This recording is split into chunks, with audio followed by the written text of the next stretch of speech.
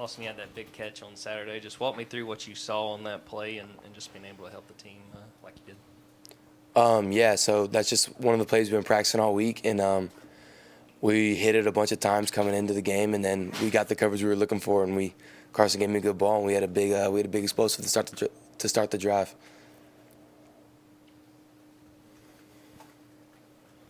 Yeah, when you hear or I guess see that play called coming in, what are the emotions as a football player knowing, hey, this has been designed for me. This is my play.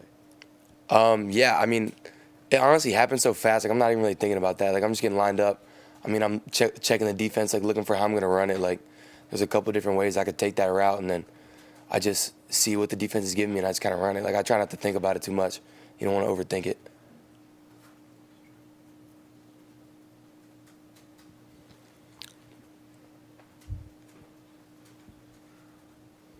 Lawson, you were one of 9 guys that had a catch on Saturday. Carson and the offense really able to distribute it evenly. Mm-hmm. What does it say about his performance, where he's at, and where this offense is at, given that's just 1 week into the season? Yeah, I think it shows that Carson has a great ability to read the field, and I think it just shows how deep our offense is. We have so many weapons in each position, and I think that's a great thing that our team has going for us, and that was on display on Saturday. Austin, we heard buzz about you as a freshman, and then you wound up getting hurt. Talk me through coming back from that injury and trying to work your way back and obviously being able to play toward the end of the year. Yeah, it was really tough, honestly. Coming into the season, thinking I'm going to have a bigger role, and then just getting hurt right before. So came back, didn't have as much juice as I had at first. Took me a while to get it back. Started to get it towards the end of the season, but just still didn't feel like the same player I was. And then now coming back into the season, I feel great. It's the best I've felt in a long time, and I'm excited to be able to get out there and be 100%. Lawson, following up on that question I was going to ask, and we heard a lot of buzz about you last spring. I think Kirby talked about you in bowl practices wanting to fight people. Can you give us some insight into how you came in and what your mentality was to make that sort of impression in the spring before the injury?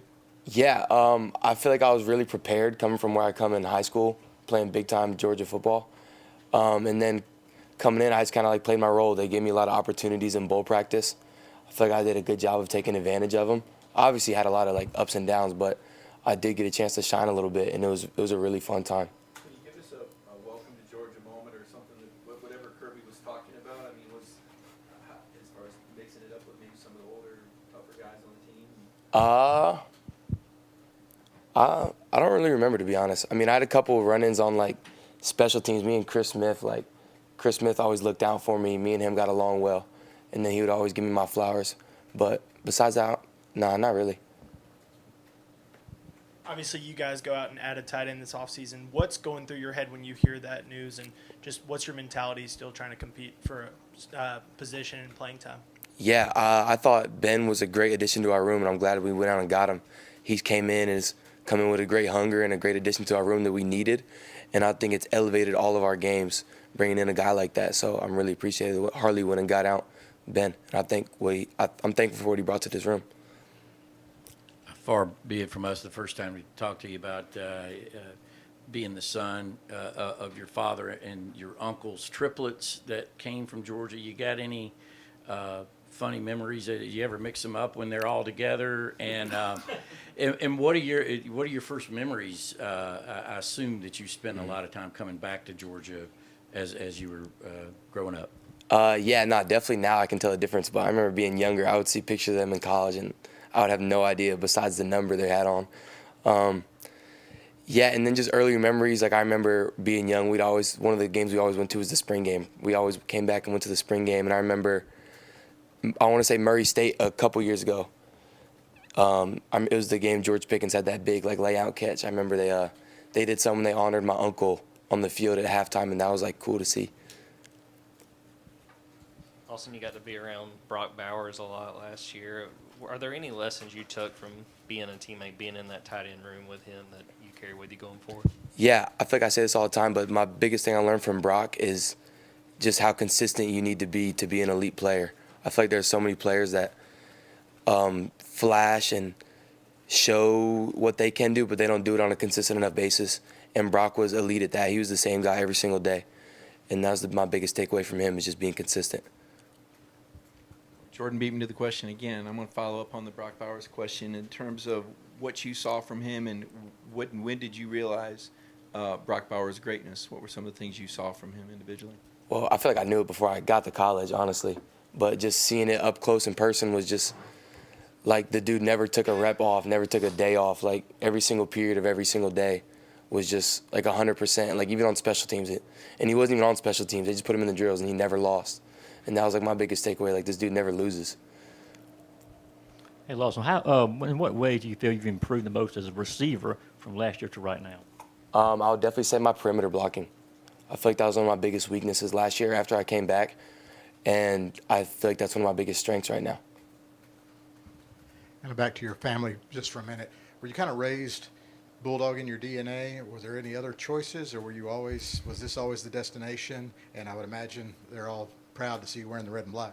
Yeah, I mean, definitely grew up like Georgia is my dream school, but I definitely like weighed my options coming out of high school. It wasn't just all Georgia for me. Georgia happened to be the best place for me, and it did happen to be my dream school at the same time, so it was a perfect place for me to end up at. Yeah, what have you learned about London Humphreys since he's transferred in, and how has he helped this team? London just brings some extra juice for us. You know, London brings some experience of playing, which he showed on Saturday. London's a gamer, and he brings a lot of speed, and he's got great hands, and he's just shown that over and over in camp. And he's a great effort guy, great blocker, great dude that we need on our team. Yeah, you talked about family. You talked a little bit about your recruitment process. Your your little brother is now in the midst of his. Just talk about, what you're doing to maybe help him out through his process and his growth as a football player. Yeah, I mean, I try to help Carter I'm obviously not a D lineman, but I see some of the coaching points that happen all the time, and I try to hopefully get him ahead of the curve a little bit and learn some things now that a lot of kids have to learn the hard way when they get to college. And that's my biggest thing I'm trying to get into him.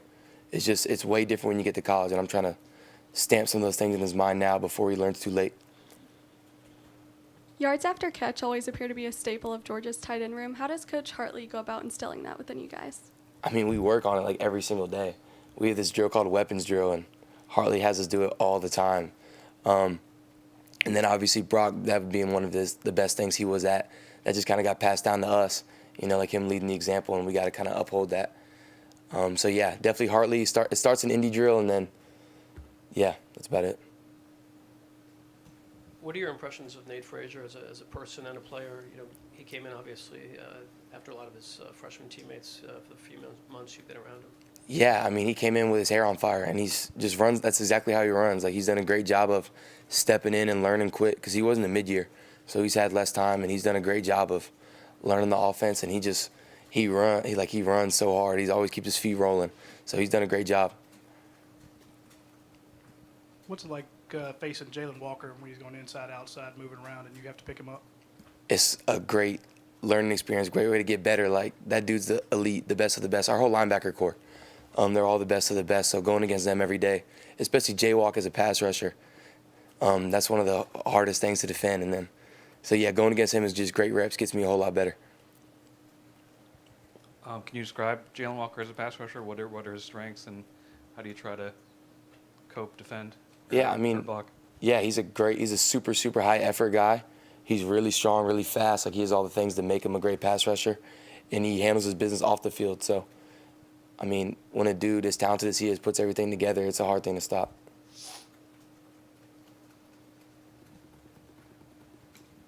A lot of questions about things that you might have taken from Brock or tried to take from Brock. Mm-hmm. Is there anything that he did or that you watched him do where you were just like, well, there's just no way I can do that?